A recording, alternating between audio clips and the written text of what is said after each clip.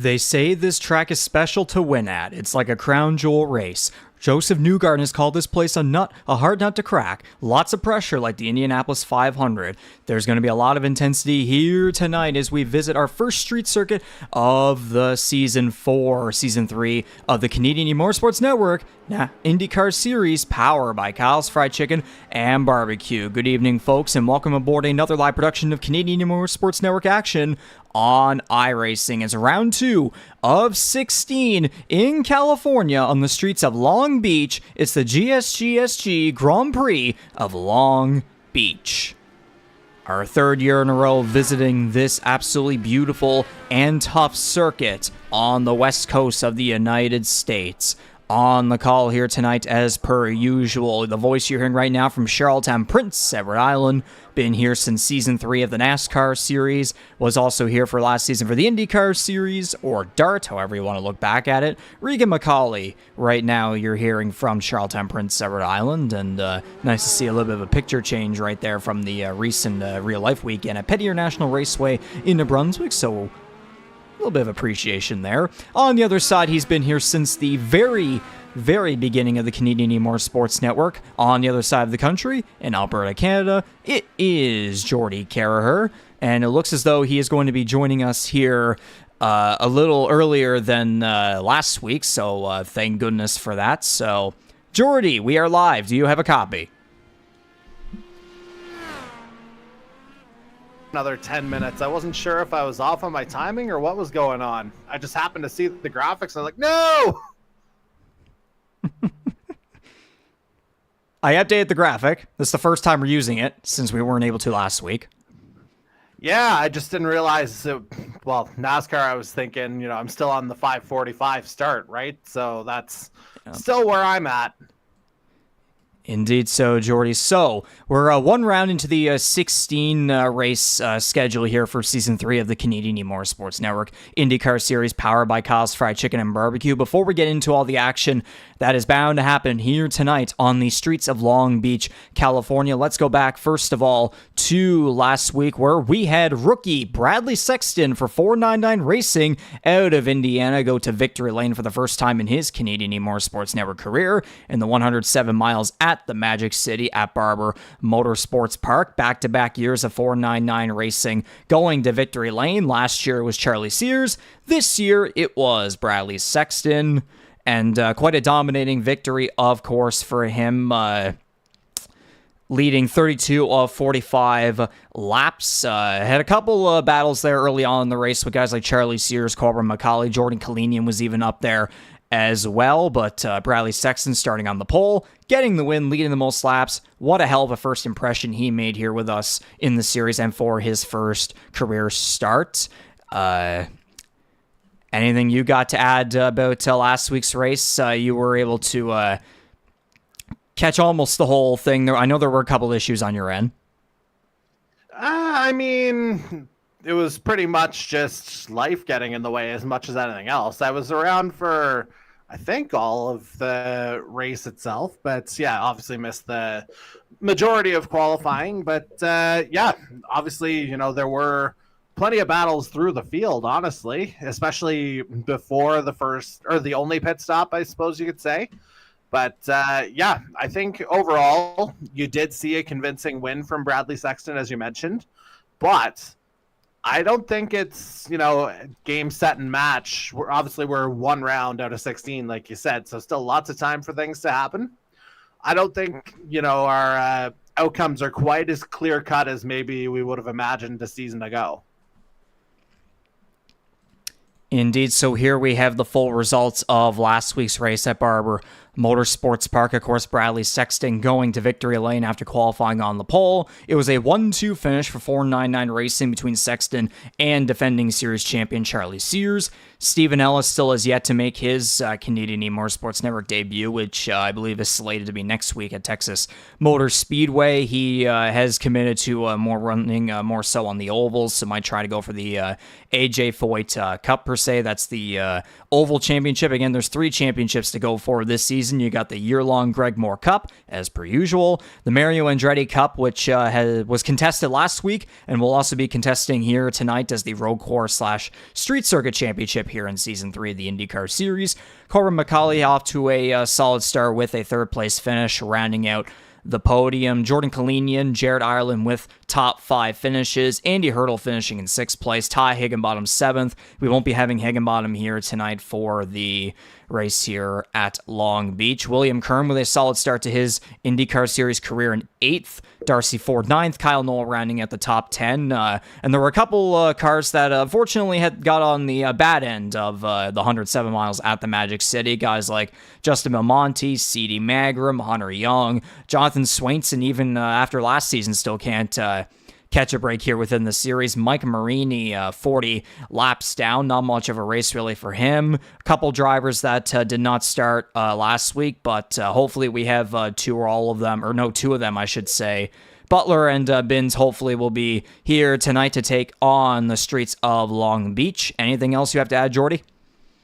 Not a whole lot here. Again, you're kind of looking at the whole field at face value, and like I said, it feels like it was plenty competitive over the course of last week. And yeah, I think, as guys get more comfortable with the IndyCar format, and me getting more comfortable being able to say IndyCar first off, I think overall you're gonna see some patterns probably develop, but Long Beach is one of those tracks where absolutely anything can happen, just because by its nature it's one of the tightest tracks that we'll see over the course of the season. And then we have the Rookie of the Year points right here, where, of course, Bradley Sexton leading the way over Jordan Kalinian at the moment, 54 versus 32 points. William Kern in 3rd. Bryce Fontaine is 4th. Jason Heaney in 5th. Still very early on to really have an idea of who could be like the number 1 contender for it thus far. But judging off of raw speed, coming off of race 1, of course, Bradley Sexton has clearly made his intentions clear to go for that award. Jordan Kalinian wants to be perfect in 2024 after getting it in the NASCAR Series. Now wants to try and get it over here in the IndyCar Series. William Kern trying to make a name for himself, of course, back in the NASCAR Series this summer for Season 5. Was only able to make a couple of starts with us, but now here in IndyCar looking to maybe try to do a full season and hopefully be able to go for the award properly. So far, so good for Sexton. Jordan Kalinian making an impact thus far. Again, it's only one race in. Still plenty left to go to sort this out, especially too whenever Stephen Ellis comes around. Then we can really see 499 Racing start to shine. Yeah, whenever he gets into the equation, obviously he'll be, at a little bit of a disadvantage. The rest of the field, minus Trevor Binns, getting a bit of a head start on the rookie side of things. But you know what? I'm looking forward to seeing what happens once everybody's finally on the track at once. Absolutely. And then, of course, we have the Nations Cup back at it for the second season in a row between the United States and Canada. So the way the points are going to work with that is the points earned each race are by the top 5 drivers from each country, which contribute to the team total. The United States pretty much continuing the momentum from last season, completely blistering Canada, 185 to 103 thus far, as Sexton, Sears, Kalinian, Ireland, and Hurdle, all the top 5 finishing Americans, compared to the Canadians led by Corbin McCauley, Darcy Ford, Daniel Cudmore, Mark Ouellette, and Hunter Young. So again, it's looking to be, it's ironic how the States completely over us, and yet we're called the Canadian E-Motorsports Network. That irony is just going to be filled out all over the place, and so far it's looking like it's going to be maybe the same story here in Season 3. Yeah, it's not quite 18-12 right now. Like, we're not exactly putting up that early fight on the Canadian side, but again, still early. And, we have a habit as Canadians of making things dramatic toward the end. So don't be surprised if, hopefully it'll get to that point again, but obviously fantastic start for our neighbors. I guess we can call them friends now. It's been 4.5 years. Our friends to the south. The community that we've built over the past year or so, yes, we have to call them friends. We're all friends here within the network. Yep. With all that being said, though, that's everything from last week's race at Barber Motorsports Park. Now we must move on to tonight's race, of course, on the west coast of the United States instead of the southern end, where we get to round 2 on the 16-race calendar. What you're seeing right now is just the first half of the schedule, of course, the first 8 races. The other 8 are on the other graphic, but must focus on this one here. The GSGSG Grand Prix of Long Beach is round number 2 on the Long Beach Street Circuit for the 3rd year in a row. It's going to be a 43-lap race. Of course, the qualifying format, as per usual with the road courses and the street circuits, it's your best lap within 15 minutes, which is going to get started here in just about 5 minutes, and it seems as though the timing compared to last week, where we're actually on time, seems to be a lot better this time around. Charlie Sears, the defending winner of this race, he lapped nearly the whole field last year except for Andy Hurdle. So we're going to see if he's able to repeat something similar here once again. But judging off of some of these practice times that we have here, it might be a little bit more interesting than what we had last year. But then again, friendly reminder too, along with Sears nearly lapping the whole field, about half the field didn't even make it to halfway. And I think you're going to see that number drop considerably as well, just because there's a little bit more familiarity and a little bit more comfort on the open wheel side now. Whereas on the iRacing side of things, it was still very much a new experiment. Round 2 on the, again, open wheel iRacing side of things. So now that there's been a little bit of time to adjust, a little bit more time to get acclimated. Yes, it's a different model, IR01 to IR18 this year. But still, I think just having that overall feel is going to make a lot of difference for a lot of guys here tonight. Absolutely. So this circuit's got 11 corners. It's going to be 43 laps, 83 miles in length. I believe that's correct. 1.9 miles and 3.1 kilometers in length in downtown Long Beach. This track has hosted IndyCar racing since 2009. It once hosted the Premier Kart/Champ Car race between 1996 and 2008. As I said earlier in the intro, a lot of IndyCar drivers in real life consider this place very special to win at. They consider it almost like a crown jewel race outside of the Indianapolis 500. Joseph Newgarden has been quoted as saying that this place is a hard nut to crack. Lots of pressure like the Indy 500, so it's going to be an intense race. Any mistake whatsoever, small or big, could end your race no matter what. You must be comfortable, must brake heavily and deeply. You must attack whenever you possibly can. It's kind of a simultaneous thing going on there. You got to be conservative, but at the same time, though, you do have to attack when you have to, and you must be able to take all these very tight corners lightly. And also, too, there's a lot of long straightaways, so we'll be able to see how some of the push to pass and some of the drafting will play here tonight. Yeah, I mean, it's your ultimate risk-reward track, basically, as you mentioned, or as I mentioned off the top. One of the tighter tracks that we'll see just because, of course, of its street circuit nature. But at the same time, like, depending on how close you want to get, there's time to be found out there. So, again, we'll see who is kind of willing to take that risk over the course of the evening. But, well, as I say that, we see, yikes, something happening in the background there. But yeah, as you usually sign off with, speed safely, kids. But yeah, as I said, just finding that balance will be, I think, kind of the biggest thing for our drivers. And how many times did Murray Walker say it? To finish first you have to finish. Even if you don't finish first, just finish, for the love of God here, because as you said, a lot of the field got taken out last year. We'd love to see something, a lot more competitive nature, shall we say, from top to bottom this time around. And you got to make sure, as you've seen here with this scenic action here on the streets of Long Beach, California, around that fountain corner in particular, no, it was confirmed behind the scenes we do not have a dive team, so don't have any trouble in that corner. Yeah, if anyone's going to be taking a dive, I'm hoping it's going to win me some money in the local sports book. So we are 1 minute away here from this 15-minute qualifying session to set the lineup for the 3rd annual GSGSG Grand Prix of Long Beach. We do not have a pre-recorded hot lap video, so I suppose the best way to do this is have it happen live while we're in qualifying, and I'd argue probably no better driver than to do it than with your defending winner.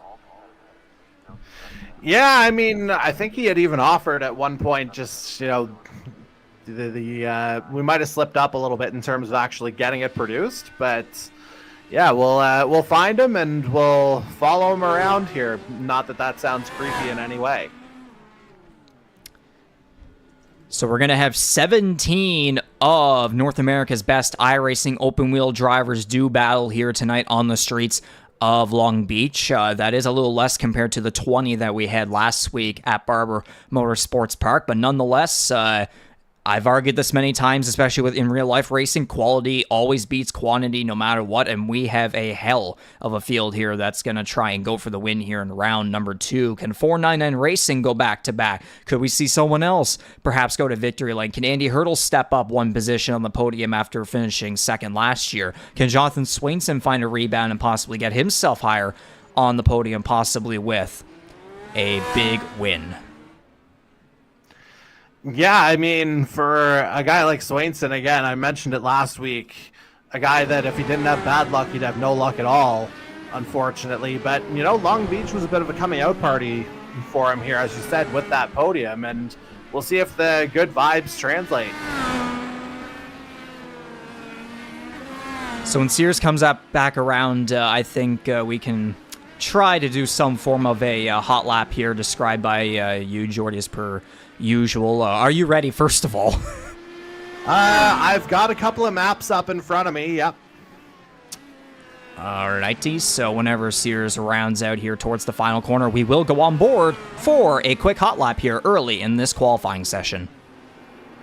Yeah, maybe not quite as quick as it was in the IR01 last year, but still very, very quick here as he's about to cross the start-finish line. He's on Shoreline Drive here within Long Beach, and yeah, very long straightaway here. You get through that kind of kink, and then it's a hard braking zone coming up right about here, and now you're through turn 1 and a couple of tight ones here. Now you're into that fountain section you were talking about just a moment ago, and it'll quickly swing around. We got a quick right and another 90 coming up right here to turn 5, and yeah, just another mini straight here before we get into a quick left, turn 6 right about now, and cross underneath the headway. Another little mini short straight onto, let's see here, I didn't have it quite big enough here, but we're on Seaside Way now coming out of turn 8, and kind of a medium length straight here that we're getting to the end of. It's another 90 degree through turn 9, and again, believe it or not, we're almost at the end of the lap already. Just a couple of quick turns here, 10, and this really crazy hairpin at 11. You got to get it just right to maximize your exit speed, and just like that, I have managed to cobble together a hot lap description here at Long Beach. Big thanks, Jordy, for that hot lap around the Long Beach Street Circuit by your defending winner of this race, the number 32 of 499 Racing's Charlie Sears. I gotta say, that was very perfectly timed. What a lap that was. He is at the top of the board at the moment. You couldn't have asked for any more perfect of a situation.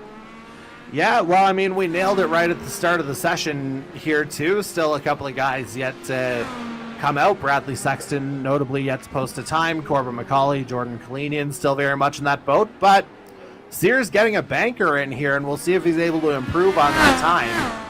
We saw some low 108s in practice.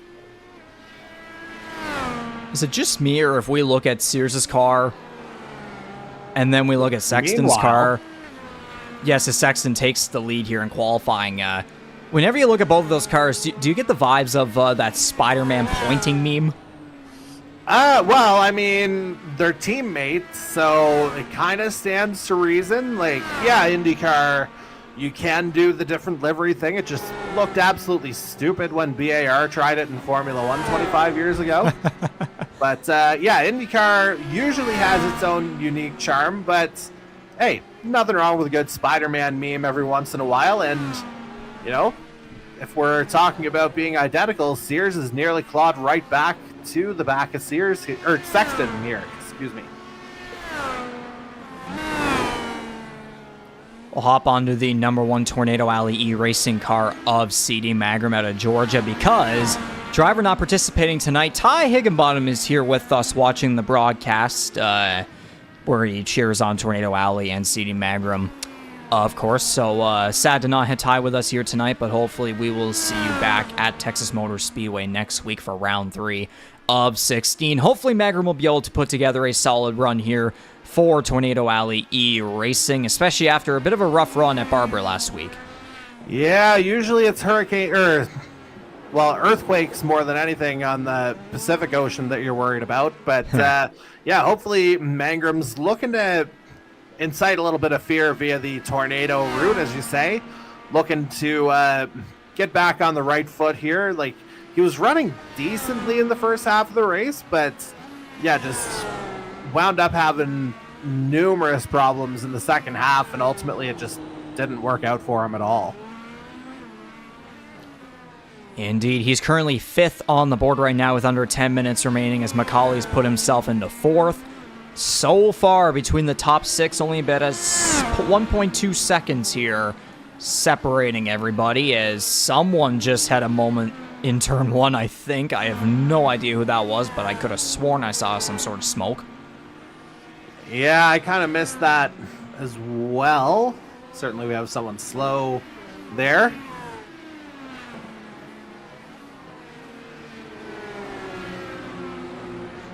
And especially, too, with this tight of a racetrack whenever it comes to the start. I won't say restarts just yet, but for the start in particular, fingers crossed, knowing how much we talk about how tight of a circuit this is, hopefully we do not have a track blocker. And I mean, if it's gonna happen anywhere, like, this is pretty much the place for it, obviously. So, as you say, let's keep the momentum going here, and we'll keep her as clean as possible, I guess would be the best way to put it. A very wide corner there by Sexton coming off of turn 11. It's him and Sears right now up in the top 2 spots, only separated by 0.032. Kalinian 2/10ths back in 3rd. Macaulay's at 5 in 4th place. Magram is 5th. Jose Mercado in the number 41 for GTR Motorsports is in 7th. Rookie Bryce Fountain 8th with a hard hit there to the wall. Lost some body work. Yeah, the left front part of that front wing completely off. And he had to come to a stop. Yeah, that was fairly academic after coming out of 9 that way. And yeah, as you were talking about Mercado in 7th, that was because right before that, Andy Hurdle had jumped into 6th. Yes, indeed, the driver who finished runner-up in last year's running of this event, looking to step up 1 position higher on the podium. Yeah, and it's interesting out there right now. Now, I'm not 100% sure. I think I might have actually had my answer confirmed by a previous shot, but in iRacing, are they basically qualifying on an empty track, or do they have to avoid each other still? I don't know this. Like currently right now? Yeah. No, it's everybody. Okay, so yeah, that means we've got 15 of our 17 drivers on track right now. So interesting times. I just wanted to make sure I had that 100% right. And speaking of times, Sears has just set the fastest one again. Still on that run for back-to-back championships here within the IndyCar Series, powered by Kyle's Fried Chicken and Barbecue. Finishing 2nd place last week, looking to step up 1 position higher on the podium here this week. So we might have another all-out 499 racing showdown here on the streets of Long Beach. Again, though, have to remember last year, of course, half the field not even making it to halfway. And then, of course, Sears nearly laps the whole field except for Andy Hurdle. Do take that into account. So, again, though, this could be a completely different beast now. There's a lot more drivers familiar. As you said earlier, a lot more drivers are familiar with this track. They have the experience. Although, too, this is the Dallin IR18 compared to last year's Dallin IR01. So, different car. Like, there's more experience, but there's also a different car. And a couple new drivers as well. So, I'm going to tell you right now, compared to last year, I think this one could certainly be a lot more intriguing. Yeah, and as we get word of a casualty, we may have to go back to your brother here a moment ago. I'll try and finish my point here. Oh, boy. That one frame right there alone speaks for itself. That's the... You might be wondering how I got here. Well, that's how he got there. Trash heap. Man, that is just... There's no way I could say it without sounding really dirty, but there were parts just flopping around there. Yeah, just got loose out of two, it looked like. And yeah, upside down he went.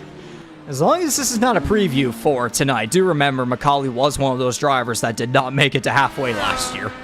Well, I did see that someone else lost some bodywork as a result of that. Maybe hitting the inside of that fountain. Because it's tight out there, and look at how tight that margin is at the very top of the board now, with Sexton just taking provisional pole again. First through seventh are within a 1 second bubble here for the provisional pole. Macaulay in fourth. It's all Bradley Sexton and Charlie Sears 1 and 2. With under 5 minutes remaining here in this qualifying session. Okay then. Yeah, sure, why not? So all 17 cars have completed a lap here so far in this qualifying session. Fontaine's 8th, Mercado's 9th. Oh, Mercado goes for a spin. He did indeed. Of course, that is the perfectly caught by our TrackCams22.com cameras. Yes, thanks very much to them, of course. And yeah, we're looking at, what, if I do a quick count here, that should be 10 drivers on the track right now. So a little bit of room to operate, but I assume that will change in the next couple minutes. Yeah, a couple of cars here on pit road, including Hunter Young, Mike Marini, Andy Hurdle. Macaulay's coming out of his pit box now with just over 3 minutes left to go here in this qualifying session. So the best lap time currently is a 108.192, so there's still a little bit of time here to try to get a lap in. But the thing is, these drivers need to get out here as soon as possible if they're not at just yet. Like these guys, like Marini and Macaulay are just coming out right here because you need to have a whole minute here to get around the track to then get to the proper qualifying lap, and then you have to have that lap and make sure you get around smoothly, and that might be the only lap you'll be able to have. Yeah, and as we were kind of alluding to, the more cars that get on the track, like the more difficult that's going to be. Just the inherent nature of it all, right? As I'm just going back, just for the sake of comparison, we're talking about 108.192 being the provisional pole time right now. Last year's in the IR01 for reference, 102.873 for Charlie Sears, if you want a direct comparison from car to car. Oh. So yeah, about 5.5 seconds in the difference, give or take. Maybe that was the thing. Maybe that was the thing last year. That those cars, the IRL one was just too quick for some of these guys. Maybe the IRA team, it could be a different story. A little bit of a slower car, but as I say that, whoa! Darcy Ford chips off a part of the front wing. I think that was going through turn 8. Yeah, that kind of gnarly little right-hander there. Not a massive radius to it.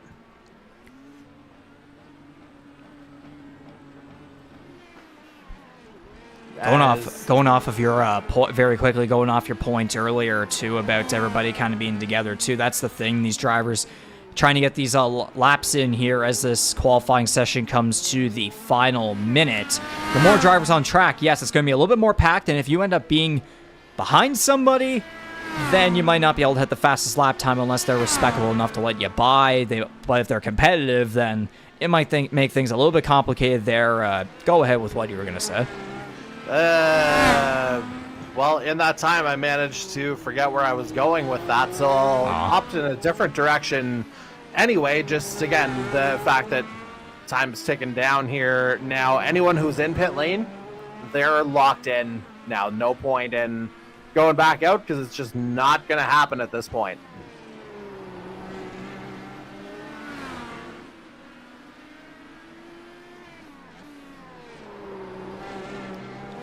Oh, now I remember the point, and Bradley Sexton's answered the question. I was wondering if anyone was going to get into the 107s, and he has. 107.950 for the number 21. Now, the thing is, obviously Sears last year lapping nearly the whole field, but now you have Bradley Sexton in here. Could we see both of them almost lap the field and then have maybe a showdown between those two here in tonight's GSGSG Grand Prix of Long Beach? Again, it's too early to say. Last year we had a lot of competition within the first stint of the race, so again, we're probably going to have to be a little bit patient until at least halfway, so that whenever we kind of see all the strategies play out and what drivers decide to do between the primary tire compound, the alternate tire compound, again, it's just going to be more than likely a game of patience and hopefully not early on a big wreckfest. Well, if you want case in point of the evolution of the guys in kind of the open wheel feel, again, I was talking about Sears' pole time last year. It was a whole second faster than Dylan Baum, who lined up on the front row with him. Now we're looking at 6 guys who are within a second of the pole setting time. So again, that's just testament to the progress overall. By the way, if you didn't know what that area was that you just saw there, that was Pine Avenue, just to confirm. And yeah, I need to make sure I've got my track map up here a little closer. That way I can try and talk a little bit more. I also have it for myself, so we're both all good here as the cooldown period is starting to close down here, and we have set the starting lineup for tonight's second of 16 rounds here for Season 3 of the Canadian E-Motorsports Network IndyCar Series, powered by Kyle's Fried Chicken and Barbecue. So all the drivers here are going to line up on the grid, and I'm going to go quickly into a race control and voice chat and give them a little quick message, get these engines fired up with the most famous words in motorsports, and we'll be going at it here for 43 laps on the streets of Long Beach in Long Beach, California. And before I go into that, of course, a little bit of a serious note to go off of before we get into tonight's racing action. Of course, our thoughts and prayers are with the number 80 of Mark Roulette out of First Gear Racing from Pefferlaw, Ontario. His dog recently had to be put down, so once again, our thoughts and prayers are with him, his family, and his friends. We hope he is doing well, and hopefully we'll be able to see you back next week at Texas Motor Speedway. But of course, this is one of those many situations where life matters more than the virtual racing world. So, Mark, we're all gonna help to put on a show for you and the rest of your loved ones. And so, rest in peace to your dog, and again, condolences to you and your loved ones. Yeah, we've got you from here, man. Just look after your own first, and like you said, Riggs, we'll hopefully see him again next week. But yeah, some things take precedence, and that's always one of them.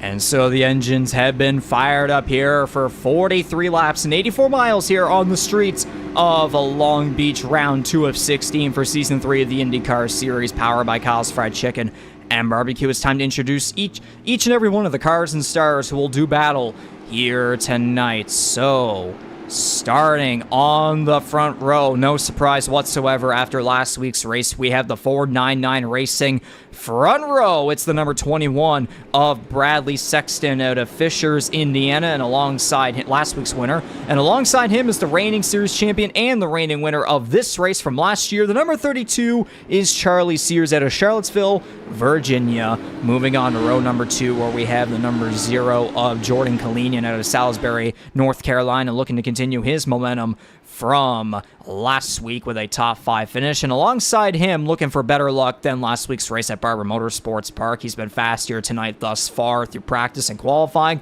The number 1 is CD Magrum for Tornado Alley E-Racing out of Lawrenceville, Georgia. All right, rounding out the top 5, we've got the number 17 Macaulay Racing entry here of Corbin Macaulay, oddly enough, out of Charlottetown, Prince Edward Island. And on his outside is the number 7 519 E-Racing entry of Andy Hurdle out of Dayton, Ohio, as we go to row number 4, where we find the number 31 Hyperdrive Esports car of William Kern out of Dansville, New York in 7th. And look at that, he's got his Hyperdrive teammate in the form of Bryce Fontaine out of Laverne, Tennessee. He starts 8th. Rounding at the top 10, we have GTR Motorsports' Jose Mercado in the number 41 out of Kissimmee, Florida, also looking for a little bit of redemption after a bit of shenanigans last week. Alongside him is the driver who finished in 3rd place in last year's Grand Prix of Long Beach, the number 99 for All Elite Racing out of Noble, Ontario, is Jonathan Swainson. Just outside the top 10, where we have last year's Indy 250 winner, the number 64 of Darcy Ford out of Harrington, Prince Edward Island for 519 Racing. Alongside him is the driver who is looking to finish way better than he did last week in last place at Barber. The number 12 of Mike Marini out of Thunder Bay, Ontario starts 12th. All right, since we got 5 left, I'll round this one out, Reegs, starting with the number 77 of Hunter Young out of St. Catharines, Ontario. He'll start 13th. And he's got his Storm Surge Esports outfit of Kyle Knoll, the number 15 out of Middlesex, North Carolina, will start 14th. On to row 8 now, where we have the number 2 Winston Racing Group entry of Dan Cudmore. Again, good to see him back in the series. The Stanchill PEI native will start tonight 15th. And then we round out the field with the 2 Jasons. First off, the number 10 519 E-Racing entry of Jason Butler out of London, Ontario starts 16th. And we round out the field with the number 9 of Jason Heaney, driving for First Gear Racing out of Altoona, Wisconsin. He starts 17th. Tonight's race analysis, 43 laps and 84 miles here on the streets of downtown Long Beach. Pit road speed is 40 miles per hour. Fuel window is about 22 to 25 laps. Again, drivers like to pit on different laps and such, so we always have to have a range rather than the complete full kind of a thing there. But the available tire compounds, of course, are the primaries and the alternates. The rule is with every race is that you must change compounds at least once during the race. If you start on the primaries, you have to end on the alternates. If you start on the alternates, you have to end on the primaries. And of course, push to pass seconds available, 200 per driver. So again, strategies are going to be very interesting when it comes to all that. But with all of that being said, yeah, that was a little close from the pole sitter Bradley Sexton. But with all that being said, let's go racing on the streets of downtown Long Beach in California. Round 2 is underway. Yeah, and it's Long Beach, but a lot of guys looking to play the long game here. Only 3 guys starting on the alternates here, Kalinian being the lead out of that group. Sexton leads the field here through Aquarium Way and Seth Chestnut Place. Turns 1, 2, 3, now through 4. Leading the charge over Charlie Sears and Jordan Kalinian. Looks as though everybody's been able to make it here through all these first few corners pretty smooth and just fine. Now slowing here for turn 6 through turn number 7 all the way towards turn number 8 here, going down the Seaside Way. It's all Bradley Sexton as Charlie Sears. Jordan Kalinian might have a battle brewing here soon for second place. And again, Sears is on that, or Kalinian, excuse me, is on the alternate compared to Sears being on the primary here to start. So maybe a little more grip here for Kalinian in the early going as he tries to make the pass to get to P2. Everybody trying to get through turn number 11 here. A very tight hairpin, of course. But your leader of lap number 1, Bradley Sexton. We got a couple cars here using some push to pass early on.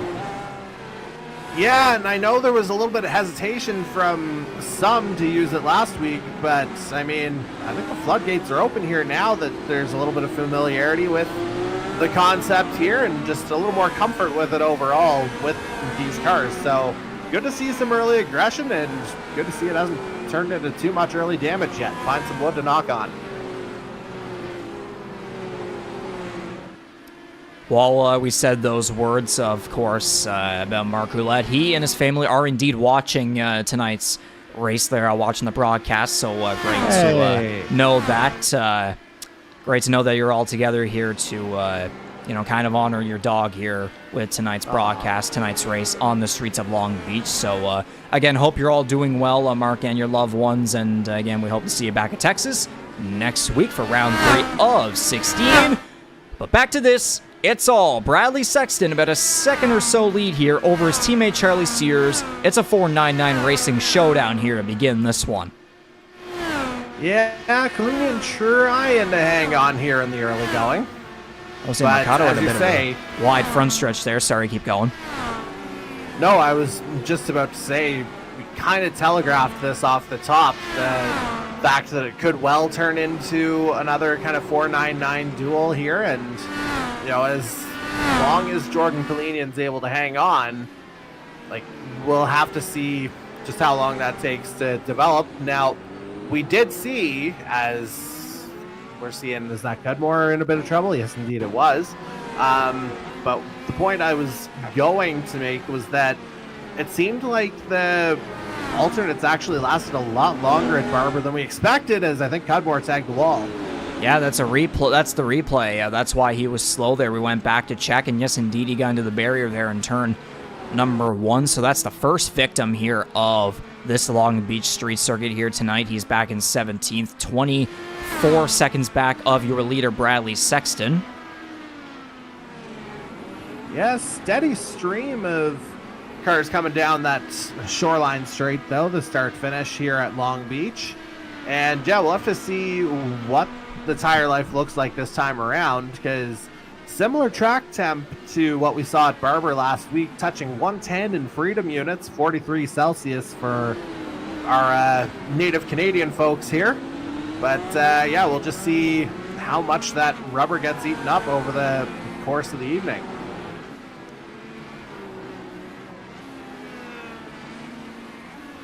So we have about 3 cars here within, I'd say, about maybe a second and a half bubble or so battling for the final position in the top 5. That's C.D. Mangrum, Andy Hurdle, and William Kern, 5th through 7th. Sears still remains about a second or so back behind Sexton. Kalinian remains in 3rd. Macaulay right there in 4th.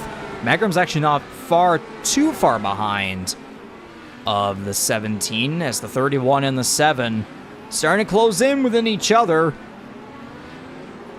Yeah, you're looking at 2 to 2.5 second separation between each of 3rd, 4th, and 5th, and then you get into that battle that you mentioned earlier. So not as many guys getting away, but not quite close enough to be in full-on battle mode just yet. Swainson using a little bit of push to pass there back in the 11th position. He's looking to charge after Bryce Fontaine to get into the top 10. Sexton and Sears continue to remain ever so slightly close for that top position. Friendly reminder, of course, that there are a couple of in-car adjustments allowed throughout the race, including the front and rear anti-roll bar. Changes the way the car reacts to each and every corner.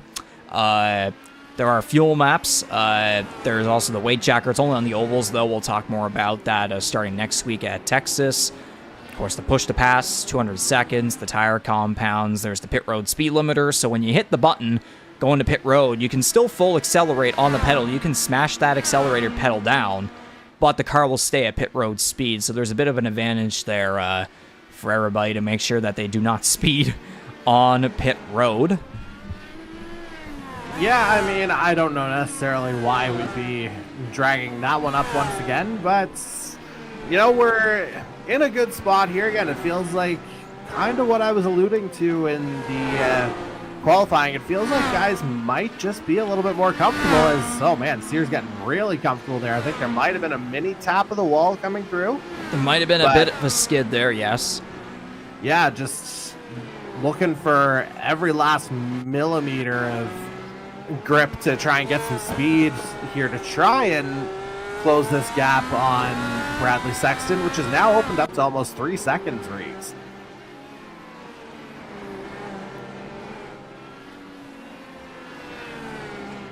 Indeed. So as you mentioned at the start of the race here, we only have a couple of cars here that started the race on the alternates, including Kalinian, Kern, and Jason Heaney. So it'll be interesting to see how that all plays out. Those guys are going to have to swap to the primaries at some point, and then all the primary guys have to swap to the alternates. Yeah, I mean, it feels like in terms of, you know, our top 4 or 5, there hasn't really been a ton of movement there, as I think Butler might be our first retirement, perhaps. He's grayed out on my screen, so that at least means pit road.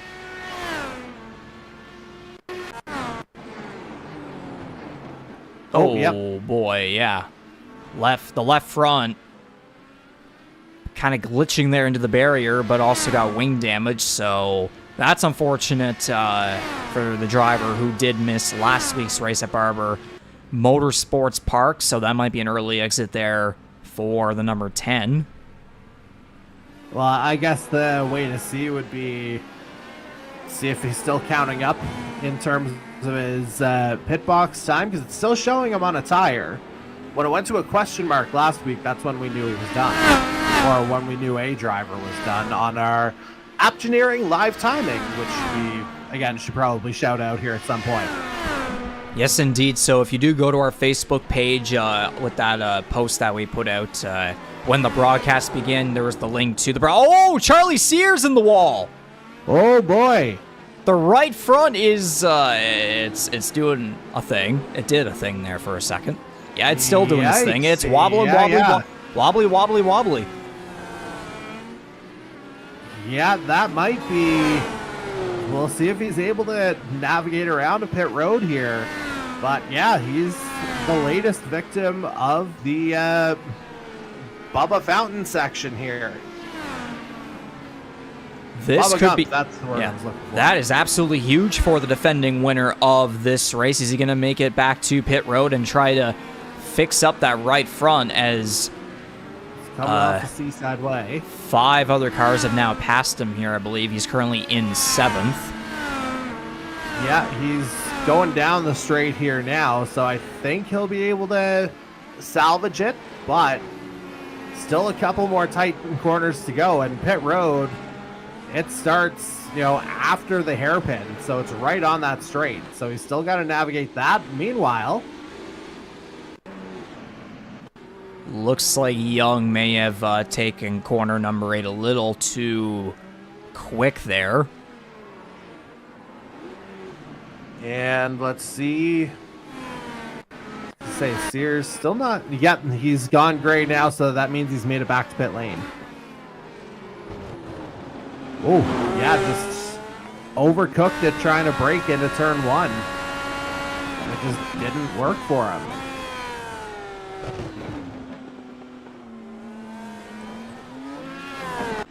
Yeah, that is not what our defending series champion had in mind, to say the very least. Jason Butler is officially out of the GSGSG Grand Prix of Long Beach. We'll have to wait and see here what happens with the number 32 of Charlie Sears here on lap number 9 of 43. Bradley Sexton continuing to dominate this one, 4.5 seconds ahead of the number 0 of Jordan Kalinian. As I was saying about Aptioneering, sorry? Well, I was going to say, that's the thing with Sears going into the wall right here at turn 1. That might make Bradley Sexton breathe a whole lot easier over the course of this evening. But I wouldn't entirely count out Kalinian. He started in third, up to second now. He was starting to catch Sears there within those recent laps, so I mean, maybe he's got a bit of a long-term game here tonight on the streets of Long Beach, and might have put a bit of pressure there on Sears going into turn one because he was about right behind him. And Sears' bar here on my timing screen has gone darker than usual, so we might have a second DNF. I would say so, because the tire indicator on Optioneering is now indicating a question mark. So I would say, yeah, the 32 is done. Which is very tragic for the reigning series champion after finishing in second last week, and was hopefully trying to have 499 Racing have another 1-2 here 2 weeks in a row, as I think Magram might have scraped the wall just a little bit there. I think Darcy Ford just got by Jose Mercado for 7th. Yeah, this is after Darcy was playing possum earlier, saying, oh, I'm not going to be anywhere near anybody. I'm off the pace, blah, blah, blah, blah. He's doing fine. Oh, Magram slowed down. He's now behind Hurdle and Kern. Yeah, I was going to say, I didn't see anything inherently off. But yeah, he certainly doesn't look as fast.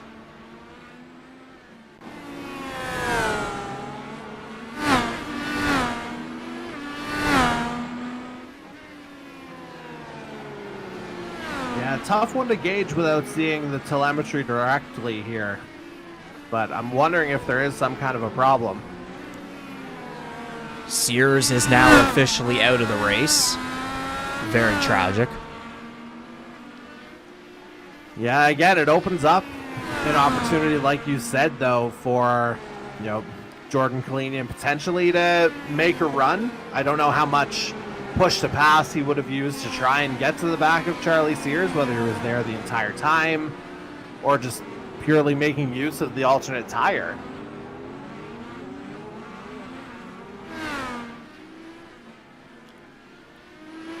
So the top three have separated themselves pretty much from everybody, and then there's a lot of separation within the top three. Sexton is about just over 4.5 seconds ahead of Kalinian. McCauley is 11 seconds back of Sexton, 7-ish back of Kalinian.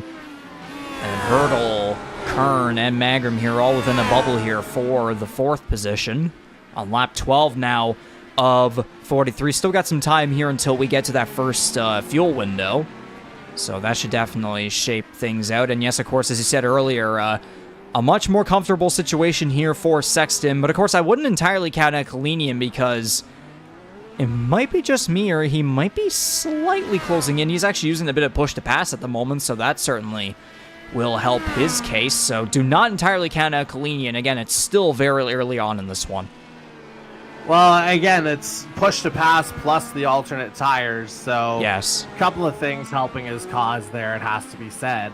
And I was going to say, if I actually had my glasses on at the moment, they might have met a tragic end yesterday, but that's unrelated to any of this. But I'd have to, oh man, narrow avoidance there of those tires. Yeah, Sins refers to it as bending the heck out of the car. It was recoverable after the first tap and not as much on the last one, as, oh boy, William Kern might have had an issue. Yeah, he's straight into pit lane here as we see. Again, he's gone gray. He was battling in that 4, 5, 6 area. Another turn 1 casualty? Yep. Yeah. Ooh. The camera decided to be all NASCAR on Fox right there, so we're going to try that again. Yeah, let's just see. Yeah, just same spot, same outcome. So that's another... That was immediate where Sears at least got all the way back around. There was no way Kern was getting back in that condition. So that's another casualty of turn number 1. The 31 and the 32 both, so we'll have to see here if the 31 is able to keep going here eventually. But Sears and Butler, of course, Not at all, as they're out of this one here, 13 laps into the GSGSG Grand Prix of Long Beach. And as you were talking about there with the tire compounds, of course, yes, Kalinian on the alternates might have a little bit of an advantage against Sexton, but at the same time, too, whenever they flip around, gotta think about the long-lasting versus the short-lasting, and with Sexton having to go to the alternates and Kalinian going to the primaries, we're gonna have to see here if Sexton's gonna be able to, be able to get the job done over Kalinian. I mean, depending on how long the primaries last, and again, we're talking about a 22 to 25 lap fuel window here, so realistically it'll be kind of around there, but if the alternates remain productive, like, I think Sexton could still be in a comfortable spot, but yeah, if you're Jordan Kalinian, you want to figure out how you can put the pressure on him ASAP.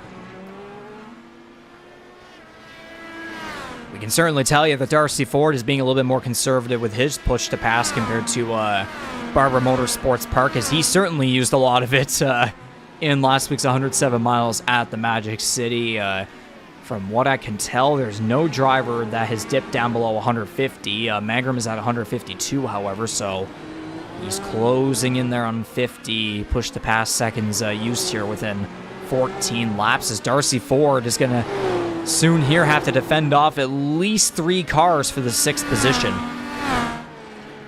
Yeah, and tight circuit, making that car as wide as possible might not be as much of a challenge as you would think, but you got to be precise all the way around, as we've seen with a couple of casualties here already tonight.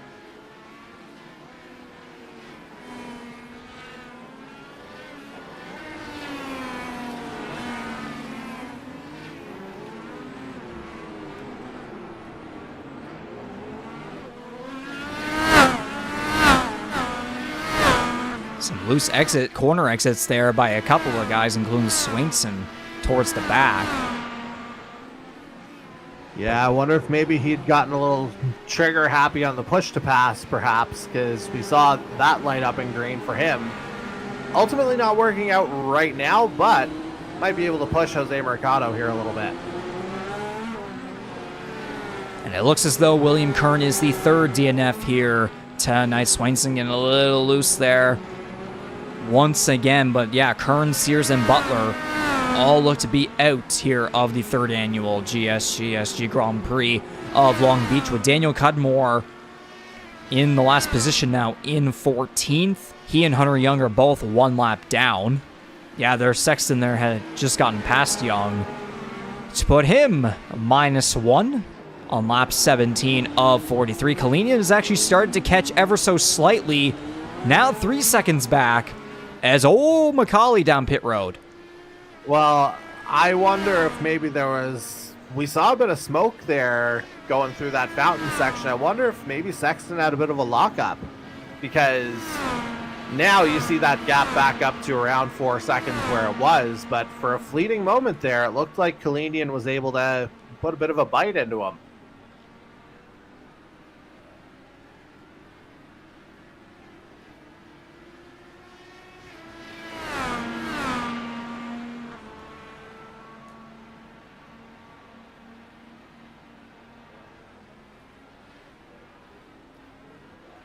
All right, I think we're about to find out what's going on here with the 17.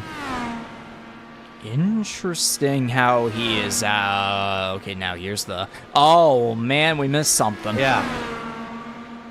Well, let's just see here. I mean, it's a familiar tale, obviously. I wonder if it's the same corner. It doesn't look like... yeah, he'd already lost part of the front wing there at that point.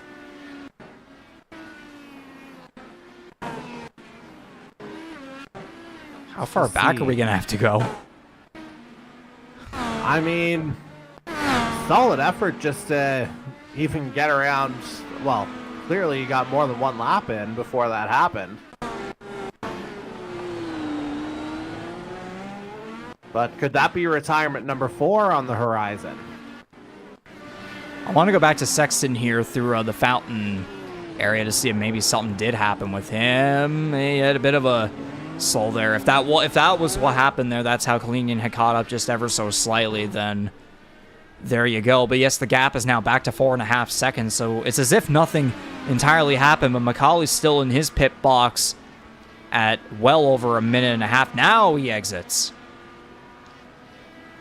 Yeah, able to hang on to it, maybe counting on a little bit more carnage coming later in the race. Probably not a bad bet to make, quite honestly. And, might be able to salvage a couple of positions that way. But, yeah, just stick around if you can.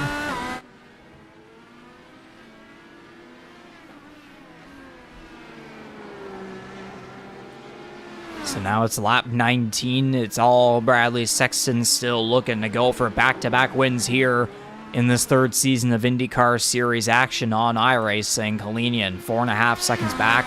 Andy Hurdle in third place looking for back-to-back years on the podium. It would be one position shorter compared to last year, but nonetheless, a podium finish.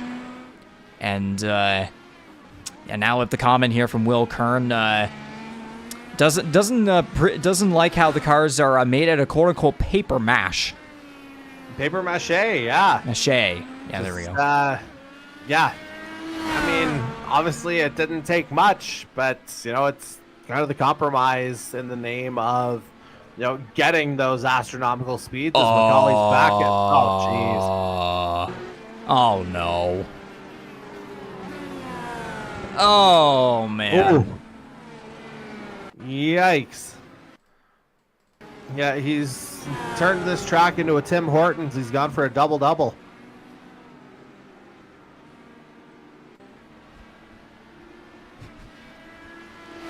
That's certainly one way to put it. Well, I mean, I think I'm the one guy who could get away with putting it like that. Yes, but yeah, that's looks to be 2 years in a row where the 17 is a casualty of the streets of downtown Long Beach, California. That is just what's tragic. It is.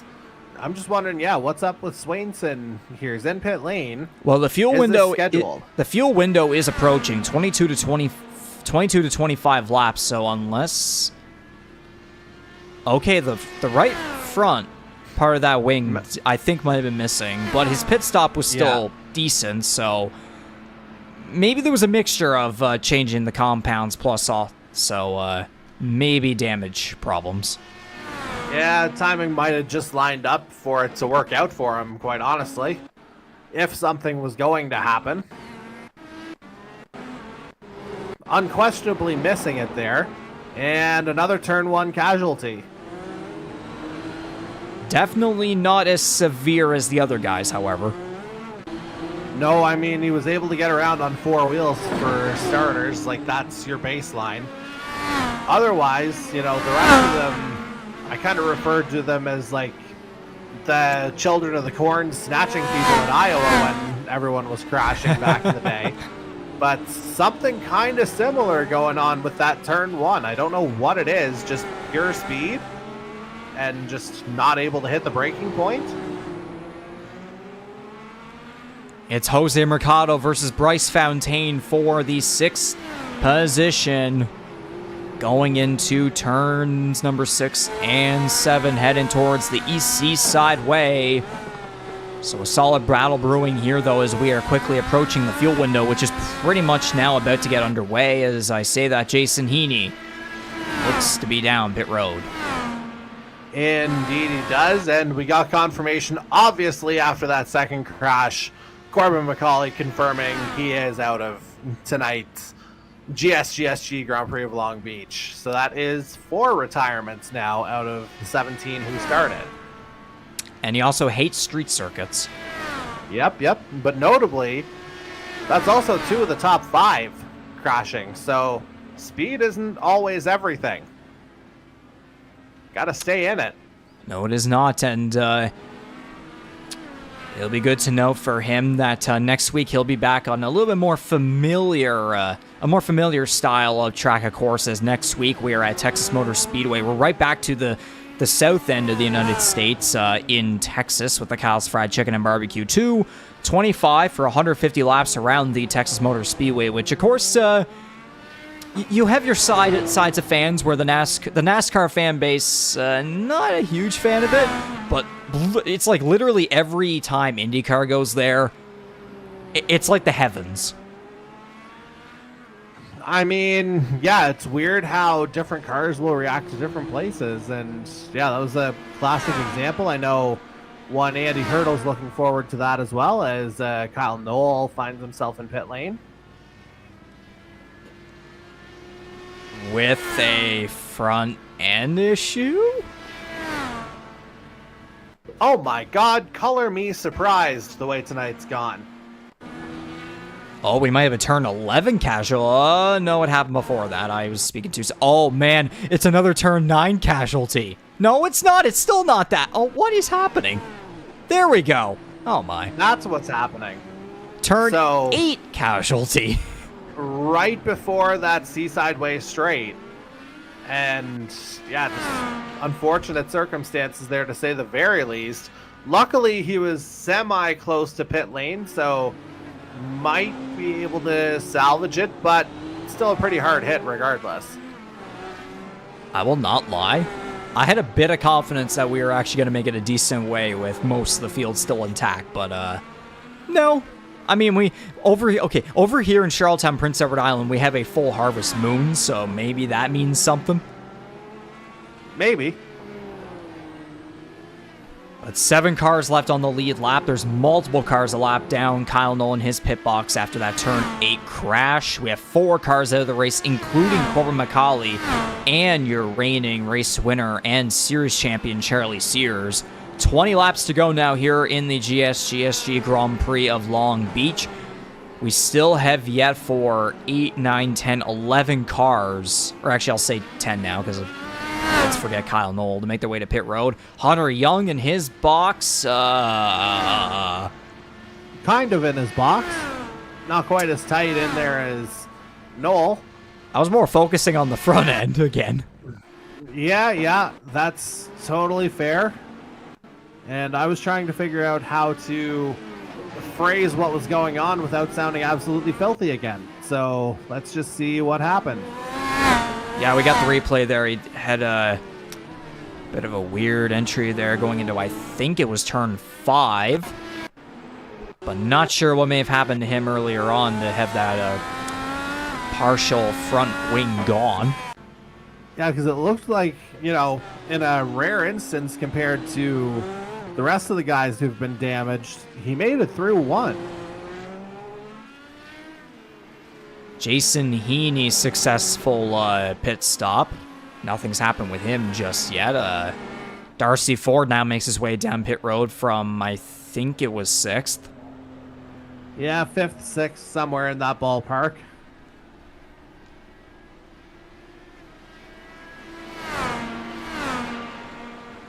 So Kyle Knoll about to reach 200 seconds while Hunter Young about to get in on 90.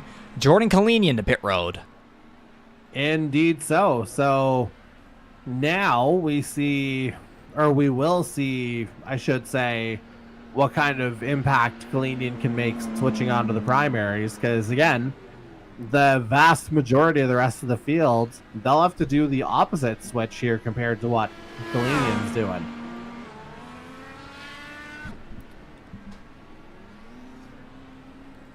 So Darcy Ford had an 8.9 pit stop time. Kalinian with 9.5. Andy Hurdle to pit road. Yeah, and perhaps Dan Cudmore as well? Or... Yep. Okay. And the car is intact, so that's the main thing. Well, the car in front of him, not really. Well, both of them. CD Magram's... Neither is that one. Yeah, the left front part of CD Magram's front wing is about off on that Nordic aluminum car. Well, after last week as well, having the front wing taken off, he just probably wants the nose at this point. There's your race leader to pit road. Yeah, and that's fairly academic, about a lap or two later than Kalinian. 1 lap, I believe, is the difference, and fairly efficient pit stop there for him as well. Just to have a little bit of a little banter moment here. I don't know if you exactly saw this yet, but one side was updated, the other side not so much. Well, yeah, I did notice that. I don't think that's ever going to change, honestly. I'm gonna assume that's gonna be there for a little bit. But I mean, it sounds about right for this particular dynamic, doesn't it? Or looks about right. Yeah, one guy is mostly semi-professional. The other guy, decently semi-professional. He's excitable. Yes, exactly. That's why your energy. That's why you are perfect in your role. I mean, minus the whole, occasionally getting the X's and O's wrong, or the racing equivalent of the X's and O's. But it's all in good fun. Absolutely. And we're certainly hoping that for Mark and his loved ones, of course, watching this. Yeah, absolutely. I mean, that's... Make sure we look out for each other.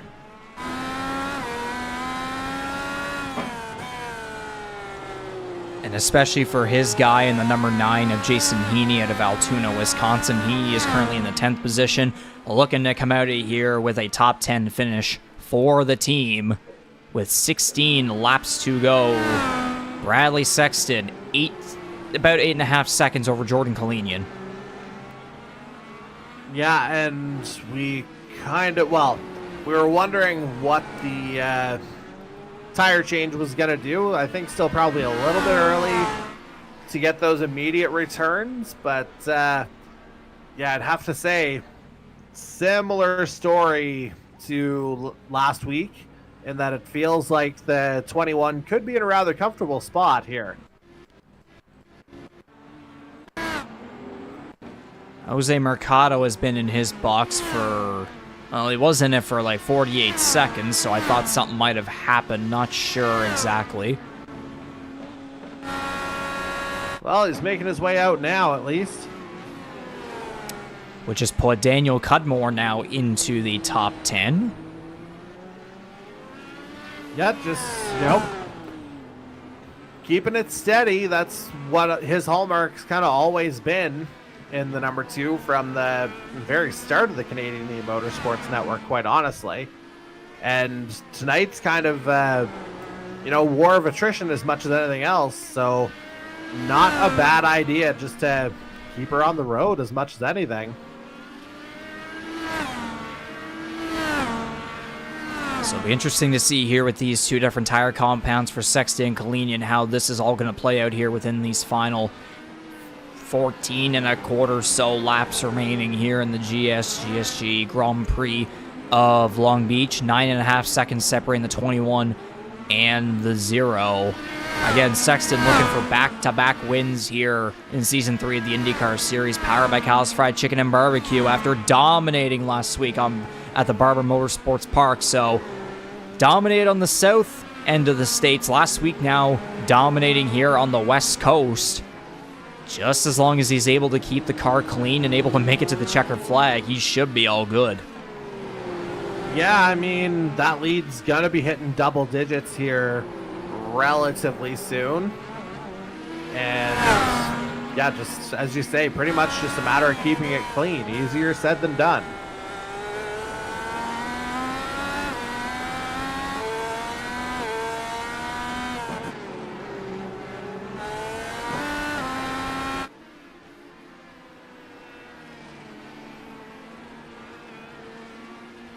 Might have a battle nearly brewing here for 6th place between Jonathan Swainson and Bryce Fontaine. 14 laps to go. 5 cars are left on the lead lap as Sexton might have had an issue there coming off of turn number 11. Well, we'll see here. Okay, my eyes were seeing things. just a minor slide, if anything. Thank goodness. And just the pure aggression with which he took turn one there. Like, just the guy's in, spectacular form here to start the year. And if this keeps it up until the checker flag here, then this is going to make this will definitely make the winner graphic a lot easier to handle. I mean, yeah, you only have to, well, that's one or two less things to change. So we're between the Deadpool meme without the mask and the Spider-Man pointing meme. In terms of what my face looks like in the commentator bug. Interesting. Yeah, I went with the Deadpool one. Good enough. Oh, it's fantastic. Oh, absolutely. Race Just like Bradley Sexton's form here. Yes. Race summary after 31 of 43 laps. No cautions. All 31 laps have been under green. No lead changes. Sexton has been leading this whole thing even when going to pit road. His fastest lap is a 108.664. Yeah, clear, half second faster than anyone else's fastest lap. So yeah, there are, as I think I said last week, there are levels to this. Kyle Knoll now with a message. Random lockup in one corner, and then it was just gone. So that's more than likely 5 cars out now of this GSGSG Grand Prix of Long Beach. Might be about to be 6. Let's take a look at what's up with the 41. Just another pit stop, maybe? Nope. Oh, there's a touch. Oh boy, another turn 1 casualty. Camera, come on, give me something. Oh boy.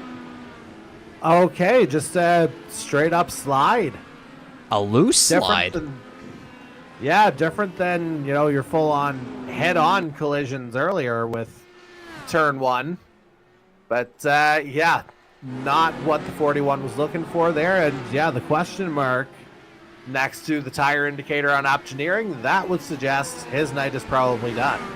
Indeed, his name has blanked off as well, so make that probably 6 cars now out of this race. If I were to go back to last year's results, 3, 4, 5, 6, 7, 8, or let me see, 1, 2, 3, 4, 5, 6, 7, 8, 9 cars disconnected.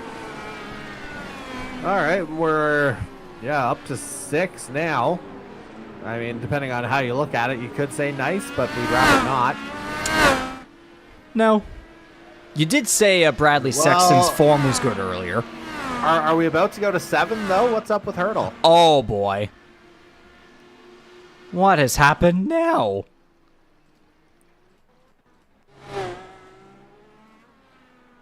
Yeah, Hurdle might have needed another turn. That turn 1 again? Yup. Oh, man. 1 and done here all night, folks.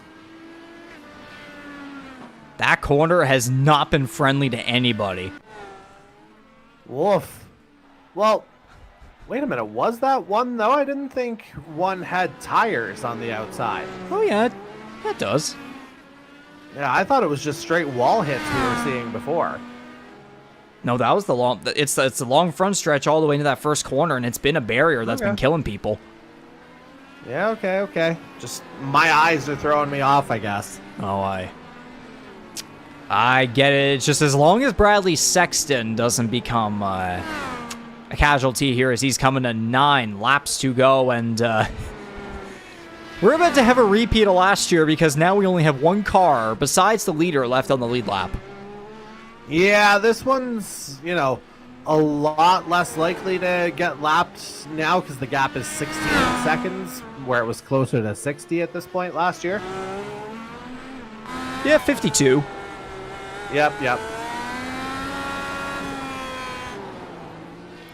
So it's Sexton, Kalinian, and Mangrum, your current podium drivers, as Daniel Cudmore's moved up to 9th now, thanks to Hurdle and Mercado being out. Knoll is officially out. Hunter Young is running in 12th still, because Hurdle and Mercado are 2 and 5 laps down each, so Young just needs to complete a couple more laps, and then he can put himself into the top 10. Yep. Swainson looking for a top 5. Bryce Fontaine in 6th, looking for yet another top 10 finish. Mike Marini going from last week to possibly 7th this week. That would be an astonishing resurgence for him, just knowing, again, being 40 laps down. Not even making it only a couple laps last week, as Marini might have caused Hunter Young there to be squeezed into the wall. Yeah, I will say, though, that Hurdle's incident there, that is actually evened out the top 10 in our Nations Cup battle for tonight. It's 5-5 in terms of who's in the top 10. Interesting. Now, the Americans have the top 3. Top Canadian right now, Darcy Ford in 4th, Jonathan Swainson rounding out the top 5. Yep. Then, yeah, Marini 7th, Dan Cudmore 9th. It's actually more Canadians running right now than Americans.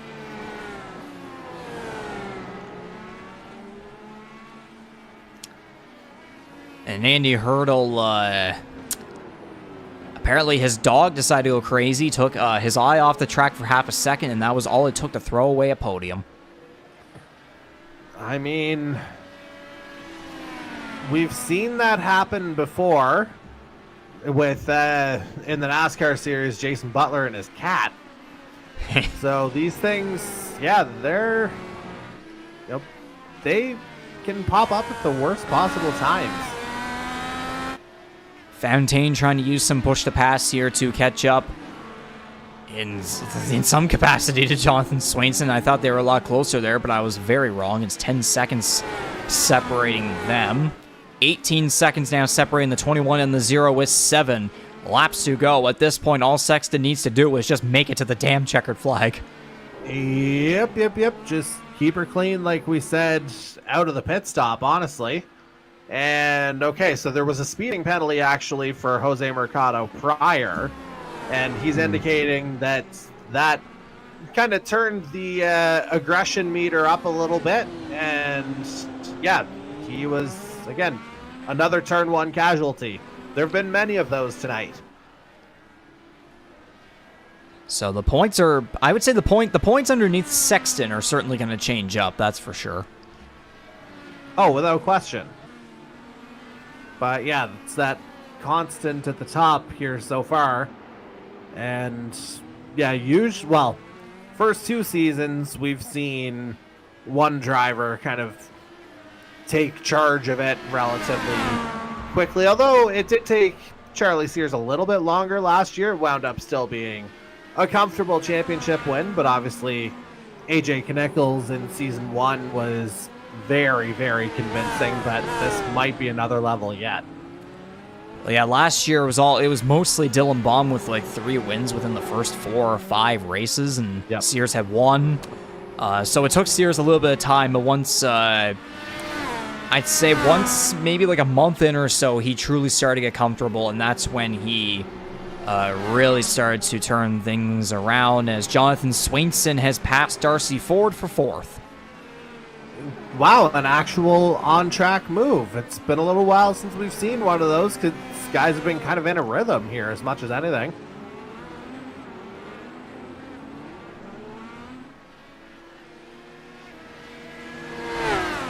So yeah, Swainson looks as though he is 3 seconds back in Magrum, so there is still a possibility that he could have something brewing here to try and go for back-to-back years of finishing on the podium in the GSGSG Grand Prix of Long Beach. But what I was going to say about the points and such, like, again, Sexton winning last week. Now he's probably on his way to the win here.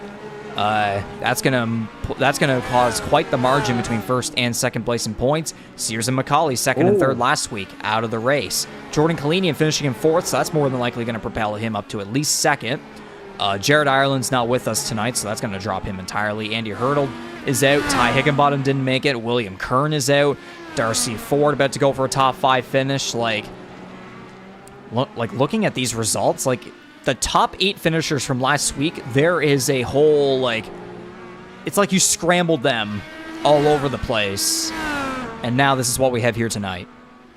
This is true, but the one thing to remember, once we get to season's end, these guys will be able to drop a race. So yes, tonight might be that mulligan, so to speak, for a number of our competitors as they look for better and brighter days over the next few months. Push to pass being used by a couple of guys here. Fontaine, Ford, Hunter Young with 4 laps to go. 22.5 seconds separating Bradley Sexton and Jordan Kalinian. Again, as long as that number 21499 Racing Dallara IR18 out of Fishers, Indiana, makes it to the checker flag, this win is all but his for 2 weeks in a row here. And again, too, this is an incredible start here. A great run for both the year-long Greg Moore Cup and the road course/street circuit Mario Andretti Cup. Although I'm definitely intrigued to see how this momentum is going to shake up once we get to Texas Motor Speedway next week, where we're going to begin the Oval Championship, the AJ Foyt Cup. Yeah, I mean, obviously, different dynamic, different track characteristics entirely. So I think, as much separation as we've seen over the course of the last 2 races, I think you're going to see a definite shift in that next week. And you know what? I'm looking forward to seeing these guys just kind of flying around trying to survive again.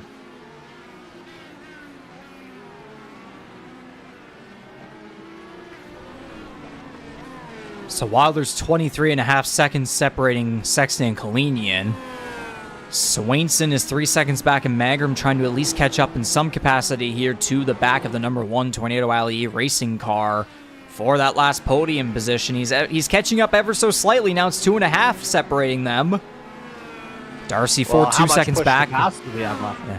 Darcy Ford 2 seconds back of the 99. In terms of push to pass, Magram's got 21. Swainson has a whopping 100. He's about to get 120. Ford's at 43. So Swainson, it's back to 3 seconds now separating them. That's way more than I thought Swainson was going to have at this point. So, you know what? 2 laps to go. You could, if you didn't want to take control and make it a pure drag race, you could almost use push to pass all the way around.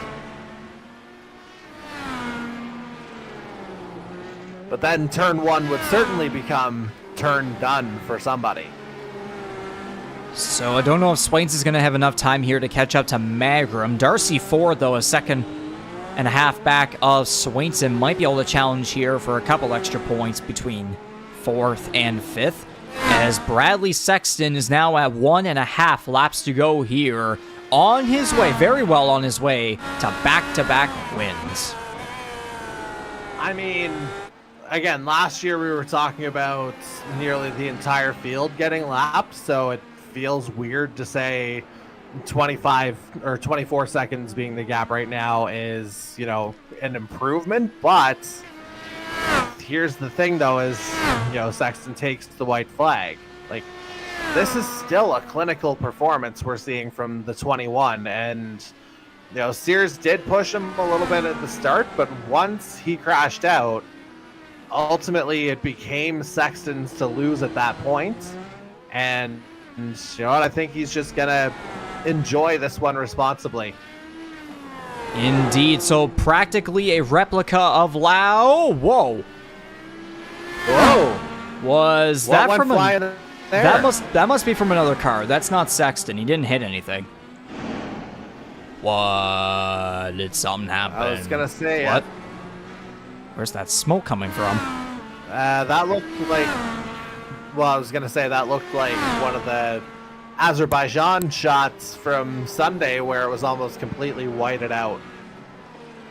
But as I was saying, it's practically a replica of last year where Charlie Sears didn't lead every lap, but he still led 40 of them. And now here tonight leading every lap in the GSGSG Grand Prix of Long Beach, Back-to-back weeks in victory lane is Indiana's Bradley Sexton. Yeah, again, just absolutely clinical here from the 21. And you know what? We thought he had arrived last week with the win. This is full-on hammer down on the rest of the field. Or wait, he's an Indiana guy. He might be a Pat McAfee fan, so it's hammered down. Jordan Kalinian's going to come around and take home the runner-up position as CD Magrum still has to come around quite some bit here for the third position at 1 lap down. Swainson's 4, Darcy 4 trying to catch up for 1 extra position. Yeah, just get her to the flag, boys. As we ultimately wound up with 8 retirements, I think we saw Hunter Young maybe hit the wall as Sexton was crossing the start-finish line to take the checkered flag. Just getting out of his box. Or not. He had pulled in right at that time. But the rest of these guys are trying to make it back to the line here to secure a finish. A good one. Yeah, just keep her together. That's the main thing right now. And that's it.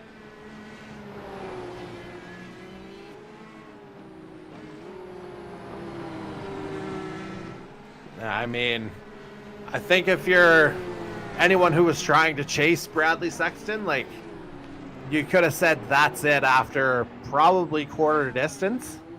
Because, again, this guy's form just fantastic right now in the first couple weeks. As someone doing a reverse burnout, perhaps? Hunter Young, Okay. I think, might have done something there. Sure, we'll go with that. Magrum still has to come back around for I'd imagine a podium picture. Jordan Kalinian has caught up to Sexton.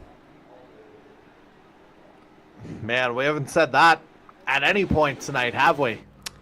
Nope. You know what? I was gonna say that. He finally caught up, but not not on time. Yeah, you were gonna say it. I did. Yeah, I didn't know how to properly I say it didn't at have first. to. Yeah, that's the thing, though. Nobody really had to say it. The timing charts will speak for themselves. Now, as long as Magrum comes back around and isn't like a turn 11 casualty here. Yeah. He's good. Well, almost. Now just full-on rammed the both of them. No, don't. And Yeah, there not you this have time, it. sir. Yay. Your top 3. Sort of. Well, I mean, they are. But clearly, yes, some separation.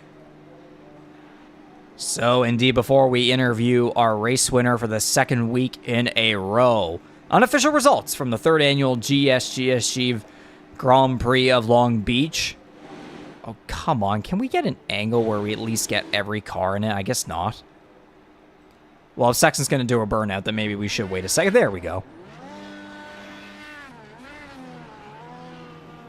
Oh, yeah.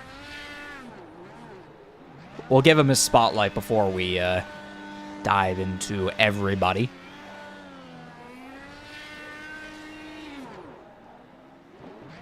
I mean, he's been the man of the hour here, so to speak, so why not give him a little bit more? All right, that's enough. Bradley Sexton in victory lane. 2 weeks in a row here in Season 3 of the Canadian E-Motorsports Network IndyCar Series, powered by Kyle's Fried Chicken and Barbecue. Jordan Kalinian, again, 2 years in a row where the top 2 are the only cars to finish on the lead lap. This time around, it's Sexton winning and Jordan Kalinian finishing in the runner-up position. CD Megan rounds out the podium. Quite the rebound after last week's performance at Barber Motorsports Park. Jonathan Swainson back-to-back years in the top 5. One position short of back-to-back podium finishes, but again, too, for him, it's another big rebound after last week. Darcy Ford rounding at the top 5 with a solid performance. Yet another top 10 finish for Bryce Fontaine. The number 12 of Mike Marini goes from finishing last week to 7th this week, so I'd say for his situation, that's absolutely perfect. Jason Heaney getting the job done again for First Gear Racing in honor of Mark Goulette and his dog, of course. Great to see. And again, too, go figure, it's finishing in the 8th position. 8, 0, something, yeah.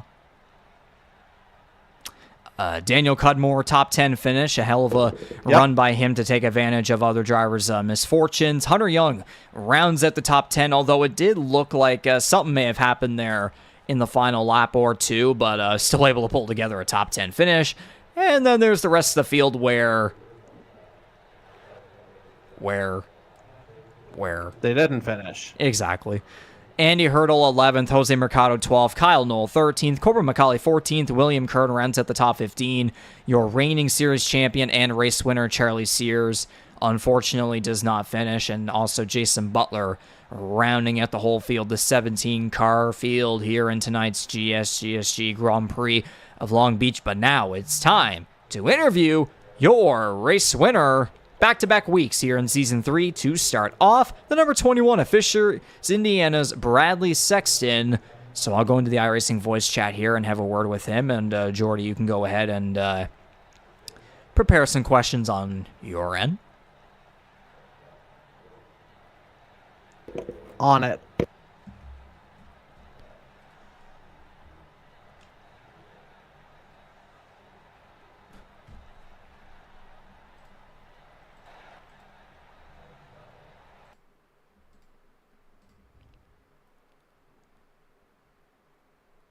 Bradley, this is Regan up in the broadcast booth. You got a copy? Yep, I copy. Bradley Sexton, driver of the number 21, 499 Racing, Dallara IR 18, first year in the Canadian E-Motorsports Network Indycar Series, powered by Kyle's Fried Chicken and Barbecue. Certainly the first impression that you're making here within the series for your first time here in this third season of operation. You went from dominating last week at Barber Motorsports Park, and now this week you do practically a replica of your teammate from last year's running of this event. Only this time around, compared to your teammate, you actually led every single lap, and you had no issues whatsoever. You weren't a casualty at turn 1, turn 8, turn 11. But man, oh man, what another performance here tonight, and there's no doubt that your points lead in both the Greg Moore Cup and the Mario Andretti Cup are certainly going to quite the margin over second place and everybody else. So talk about that one, leading every single lap and just completely obliterating the field, to put it bluntly. Thanks, Regan. Yeah, it was a fun race here at Long Beach. This is where I feel at home, obviously, in the iRacing simulator. I think it's an amazing track to run the IndyCar at, especially if you can just work on maintaining a gap and, working on that Senna-like tunnel vision, as he always talked about, where you just kind of are focused so much that it's almost autopilot. So it was pretty good. Happy about my race. Gutted for Charlie, though. Definitely would have been cool to continue having him out here tonight. But, yeah, again, overall, great race. Felt really comfortable out there. Felt like we had a good set, good car, and was able to keep everything in a good window. So happy about it. Kind of going off of a point here from Jordy Carraher along his question. Of course, the Long Beach Street Circuit being such a tight and challenging track again, too, with so many DNFs here in this race. Not enough compared to last year, but still plenty, especially with a lot of notable contenders going for possibly the win or a podium finish, top 5 finish, whatever it may be. He says, obviously, first of all, clinical performance from you. You were never really trailed at any point, but you were pushed early on by your teammate, Charlie Sears. Not that Long Beach is obviously ever easy, as I said. Tight challenging track. But when Charlie had his crash, did that allow you to breathe any easier the rest of the way? Yeah, a little bit. With Jordan behind, I was still a little tense, but I figured as long as I just kept hitting my marks, I was introducing a lot of lifting coast to make sure I kept the tires underneath me, was focusing on not getting a lot of wheel spin at the exits. So as I was kind of watching the gap lap by lap, I got a little bit more comfortable as we went along, but definitely some strong competition there, especially. And then I think the strategy paid off too, starting on the primaries, moving to the alternates at the end where I had a tire advantage towards the latter half of the race. So definitely not a breeze necessarily, especially at the beginning. But, yeah, definitely I feel like we managed the pace well. Indeed you did, and now with some wins here on in road course action, street circuit action out of the way, now it'll be the first race of the AJ Foyt Cup, where we head to Texas Motor Speedway next Tuesday for the Kyle's Fried Chicken and Barbecue 225, 150 laps. We're going back to the south end of the United States.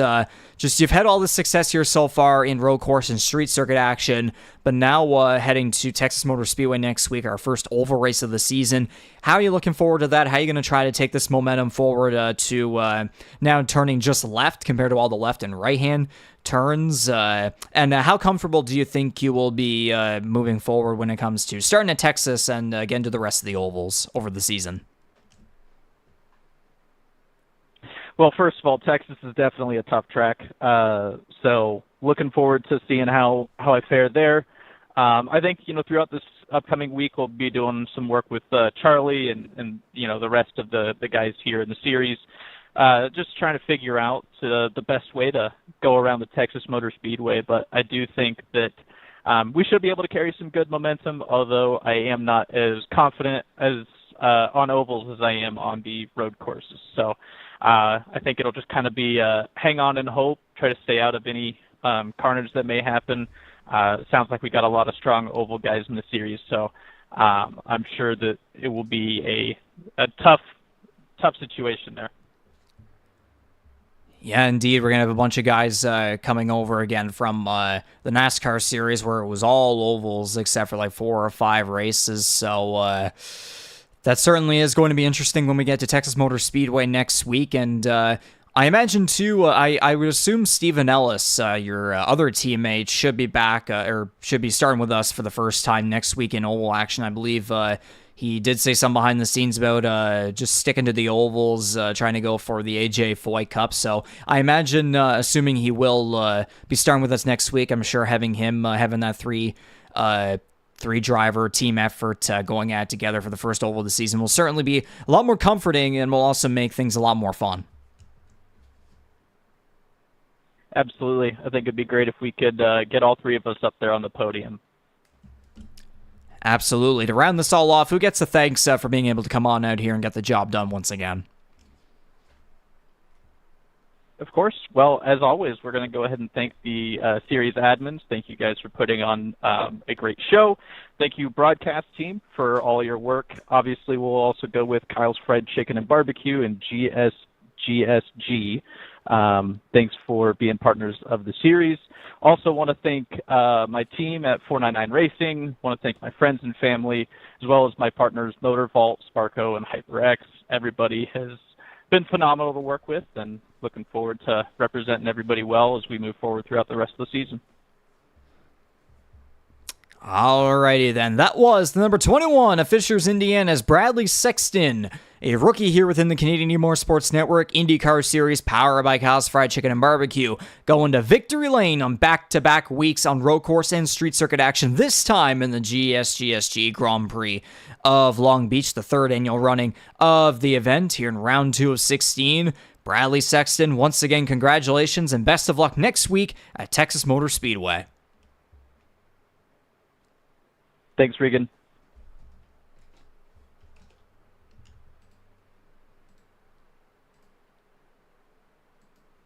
And so there you have it right there. Obviously, As he was talking about the sponsors there on his behalf, I do realize I should also get to all the other ones as well. I did forget to mention them. All Kyle's Fried Chicken and Barbecue, title sponsor of the series and next week's race, and a bunch of other ones too. Rampage Coffee Co, Piping Kettle Soup, Forked River Brewing Company, Bangarang Hard Seltzer, Nordic Aluminum, GSGSG Vinyl 3D for being the title sponsor of tonight's race. GTR and TrackCams22.com, of course, for providing us with these outstanding broadcast cameras. They're really have upgraded our live production here within the Canadian E-Motorsports Network ever since we got into the iRacing scene, of course. And so now bringing Jordy back in here, of course, to wrap things up one more time here with our faces. Jordy, that was the third annual GSGSG Grand Prix of Long Beach. Pretty similar race compared to how last year went, but this time around it was the same team, but we had a different winner, and that different winner ended up leading all the laps. Sears only led 40 last year. Different podium altogether as well. And just again, another fantastic first impression here by the Fishers, Indiana rookie. You are muted. I was trying to figure out other tech stuff before that. That was just one other thing. What I was saying was that, clinical was the way I described that performance. And yeah, I mean, you saw the dominance literally from start to finish in this one. As you said, no one was able to touch him really at any point. So I think, last week, you don't know. You're just kind of getting a feel for everybody. Tonight, I think, is a statement. I mean, ultimately, again, that's where Charlie Sears made his initial intent known last season on his way to a title. I would not be surprised if obviously Brad Sexton will figure his way into the conversation at the end if he doesn't end the conversation a bit earlier. Absolutely. For the year-long Greg Moore Cup and also the Mario Andretti Cup, the road course / street circuit championship certainly making a statement, but it's all going to start getting interesting next week as we will begin the AJ Foyt Cup, the Oval Championship of Season 3 of the Canadian E-Motorsports Network IndyCar Series, powered by Kyle's Fried Chicken and Barbecue. We are headed back to the south end in the United States to visit the state of Texas for the Kyle's Fried Chicken and Barbecue 225 at Texas Motor Speedway for 150 laps, and the qualifying format, of course, being a best of 2 laps, so much different compared to the road courses and street circuits. Next Tuesday night on September 24th, and I mean, it's clear as day, Jordy. We know it, especially in real life IndyCar. It's definitely a fan favorite track, at least on the IndyCar, the open wheel side, and a bunch of our drivers certainly are going to be very excited for that one. But it's certainly going to be a challenging one as well, as Bradley Sexton was referring to in the post-race winner interview here tonight, because those wide corners, the fastest speeds imaginable in these Dallara IR18s, it is going to be a barn burner. Yeah, just a completely different animal to what we've seen the first 2 weeks. So, yeah, expect completely different style of racing, I would say, obviously. And, a little bit more just in terms of, obviously Long Beach was a tight configuration here tonight, but it's more awareness of your fellow driver as we go into Texas next week with a couple of different line options in play, obviously. So, yeah, different set of challenges. Maybe it produces a different outcome. We'll have to see. But, obviously we're off to, a very interesting start here to the year. And now the Ovals get their turn to play. Absolutely they do. So, with all of that being said, again, that was the GSGSG Grand Prix of Long Beach. So, on behalf of myself, Regan McCauley out of Charlottetown, Prince Edward Island, your play-by-play guy, Jordy Carraher from the other side of the country in Alberta, Canada, been here since the very beginning. And then the rest of the competition committee, all other staff, drivers, partners, sponsors involved within the Canadian E-Motorsports Network. We'd like to thank each and every one of you for tuning in to another live production of Canadian E-Motorsports Network action on iRacing. Congratulations to Bradley Sexton on earning his second career win in the IndyCar Series here tonight on the streets of Long Beach. We'll see you all back next Tuesday, September 24th for 150 laps and 225 miles at the Texas Motor Speedway. Our first oval race of the season live here on our YouTube channel at 7:30 p.m. Eastern, 8:30 p.m. Atlantic. So thank you all very much for watching, listening, tuning into tonight's action. We hope you all enjoyed it. Speed safely, take care, and have a blast.